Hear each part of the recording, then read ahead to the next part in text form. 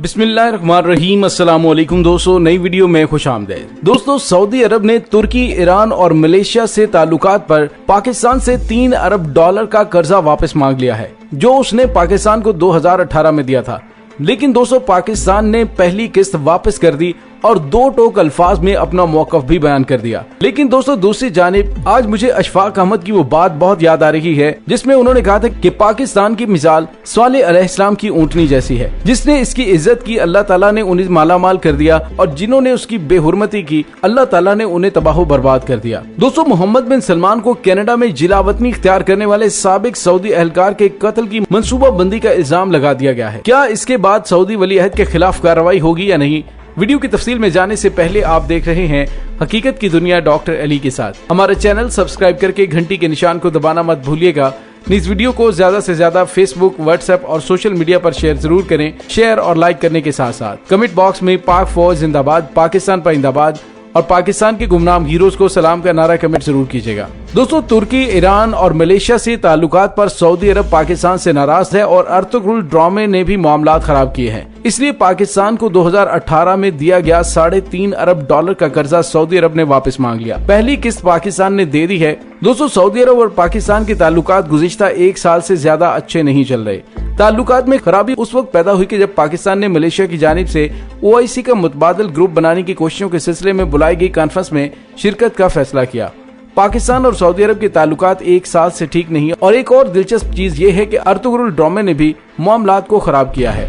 Saudi अरब सबसे खुश नहीं है और समझा जा रहा है कि पाकिस्तान में जबरदस्ती तुर्किश ड्रामा मुतारफ करवाने की कोशिश की जा रही है। अब इन तमाम मामलात की वजह से सऊदी अरब ने पाकिस्तान को 2018 में दिया गया 3.5 अरब डॉलर का कर्जा वापस मांग लिया है। पाकिस्तान ने इस कर्ज की पहली किस्त 1 अरब डॉलर वापस कर दिए हैं। दोस्तों, पाकिस्तान और सऊदी अरब के ताल्लुकात के बिगड़ने के बाद पाकिस्तान के वजीर खारजा शाह महमूद कुरैशी ने गुज़िश्ता रोज सऊदी अरब और OIC के खिलाफ बयान भी दिया, जिस पर काफी शोर मचा है और पाकिस्तान पर काफी दबाव डाला गया है। दोस्तों, यहाँ पे आपको ये भी बताते चलें कि सऊदी अरब को कर्जा वापस किए जाने के बावजूद पाकिस्तान के ज़र मुबादला में जबरदस्त इजाफा हो गया है। मुल्क की ज़र मुबादला के ज़खायर में 65 करोड़ डॉलर का इजाफा रिकॉर्ड किया गया। सरकारी ज़राए की मालियत 12 अरब 54 करोड़ 22 लाख डॉलर तक पहुँच गई है। मजमूई ज़खायर 19 अरब 56 करोड़ 29 लाख डॉलर की सतह पर पहुंच गए हैं। तफसीलात के मुताबिक स्टेट बैंक ऑफ पाकिस्तान ने तस्दीक की है कि मुल्क की ज़र मुबादला के ज़खायर में 65 करोड़ डॉलर का मजीद इजाफा हुआ है। स्टेट बैंक ऑफ पाकिस्तान की तर्जुमान की जानिब से जारी होने वाले एलामिये में बताया गया कि इजाफे के बाद ज़र मुबादला के सरकारी ज़खायर की मालियत पहले से कहीं ज्यादा बढ़ चुकी है।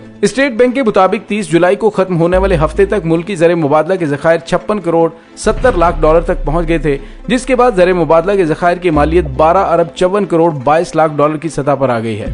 और दोस्तों, पाकिस्तान स्टॉक एक्सचेंज पर ट्रेडिंग का 4 साला रिकॉर्ड टूट गया है। PSX दुनिया की दूसरी बेहतरीन मार्केट बन गई है। 100 इंडेक्स 40,000 पॉइंट की सतह को अबूर कर गया। पाकिस्तान स्टॉक एक्सचेंज में ट्रेडिंग का 4 साला रिकॉर्ड टूट गया है और 100 इंडेक्स में 283 पॉइंट्स का इजाफा हुआ। 0.71% इजाफे के साथ 40,166 की सतह पर बुलंद हुआ। और दोस्तों, आइए अब बात करते हैं मोहम्मद बिन सलमान के हवाले से। अमेरिका की एक अदालत में जमा करवाई गई दस्तावेजात में सऊदी वली अहद मोहम्मद बिन सलमान पर इल्जाम आयद किया गया है कि उन्होंने कनाडा में खुद साख्ता जिलावतनी इख्तियार करने वाले सऊदी खुफिया एजेंसी के साबिक ओहदेदार को कत्ल करने के लिए लोग भेजे थे। दस्तावेजात के मुताबिक सादल जबरी को कत्ल करने का नाकाम मंसूबा सहाफी जमाल खाशकजी के कत्ल के थोड़े ही अरसे बाद का है। जबरी सऊदी हुकूमत के साबिक ओहदेदार थे और वो 3 साल से जिलावतनी की जिंदगी गुजार रहे थे।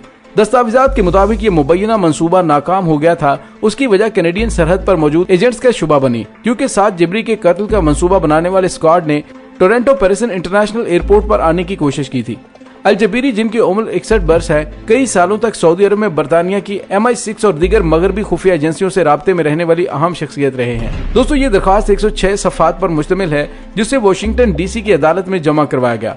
उसमें इल्जाम लगाया गया कि 7 जबीरी को खामोश करवाने के लिए यह हुक्म दिया गया था। दरखास्त में यह भी कहा गया कि जमाल खाशकजी के कत्ल में जो टाइगर स्क्वाड मुलविस था, उसी के कुछ अरकान सादल जबीरी के कत्ल के लिए भेजे गए थे।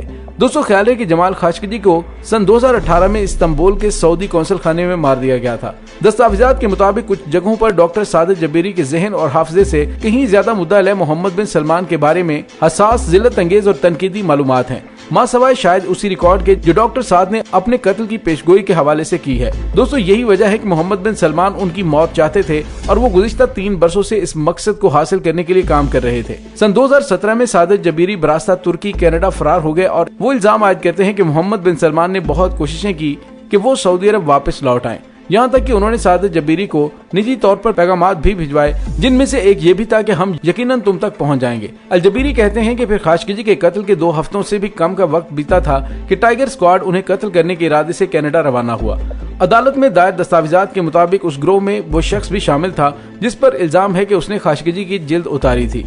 उसने फोरेंसिक के लिए इस्तेमाल होने वाले आलात के 2 थैले उठा रखे थे। ताहम बताया गया कि कनाडा के सरहदी एजेंट्स को बहुत जल्द ही इस गिरोह के बारे में शुबा हुआ और उन अफराद से गुफ्तगू करने के बाद उन अफराद को कनाडा में दाखिले की इजाजत नहीं दी गई। ये दावा भी किया गया है कि मोहम्मद बिन सलमान ने स्क्वाड को शुमाली अमेरिका भिजवाया था ताकि डॉक्टर सादिक जिब्री को मारा जाए। अल जिब्री मोहम्मद बिन सलमान पर इल्जाम आयद करते हैं कि उन्होंने मावराए अदालत कत्ल करने की कोशिश की और वो बैनुल-अक़वामी कानून और अमेरिका में तशद्दुद का शिकार होने वालों की हिफाजत से मुतल्लिक एक्ट की खिलाफ वर्जी के मुर्तकिब हुए हैं। इस हवाले से रद्द-ए-अमल जानने के लिए जब सऊदी अरब के हुकाम से राबिता किया गया तो कोई जवाब मौसूल नहीं हुआ। कनाडा के वफाकी वजीर बराए अवामी तहफ़्फ़ुज़ बिल ब्लेयर का कहना है कि वो खास तौर पर इस केस के बारे में कोई राय नहीं दे सकते। ताहम उन्होंने ये बताया कि हुकूमत इन वाक़यात के बारे में आगाह है जिनमें गैर मुल्की अफराद ने कैनेडियन अफराद और वहाँ रहने वाले दीगर लोगों को धमकी देने, खौफजदा करने या उसकी निगरानी करने की कोशिश की। उनका कहना था कि यह मुकम्मल तौर पर नाकाबिले कबूल है। हम कभी भी गैर मुल्की अनासर को कनाडा की कौमी सलामती और हमारे शहरियों और यहाँ बसने वालों को धमकाने के इक़दामात को बर्दाश्त नहीं करेंगे। कैनेडियन वजीर का मजीद कहना था कि उनके मुल्क के मकीनों को एतमाद होना चाहिए कि उनकी सिक्योरिटी एजेंसियां इतनी सलाहियत रखती हैं कि इस किस्म के खतरात का पता लगा सकें और उनकी तहकीकात कर सकें।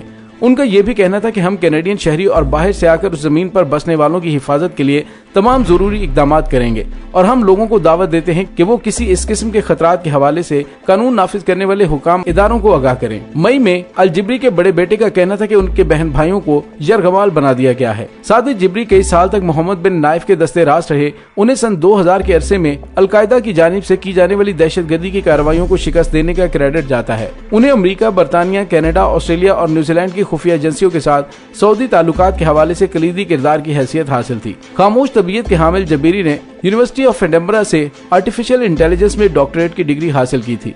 वो काबीना के वजीर थे और मेजर जनरल के ओहदे पर फाइज थे। लेकिन 2015 में उस वक्त सब कुछ बदल गया जब शाह अब्दुल्ला की वफात हुई और उनके सौतेले भाई के पास बादशाहत आ गई।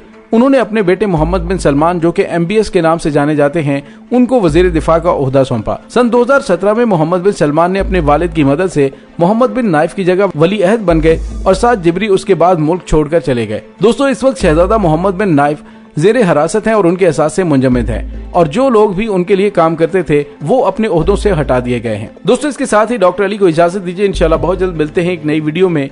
तब तक के लिए अपना बहुत सारा ख्याल रखिएगा। पाक फौज जिंदाबाद, पाकिस्तान जिंदाबाद, पाकिस्तान के गुमनाम हीरोज को सलाम। अल्लाह वारिस।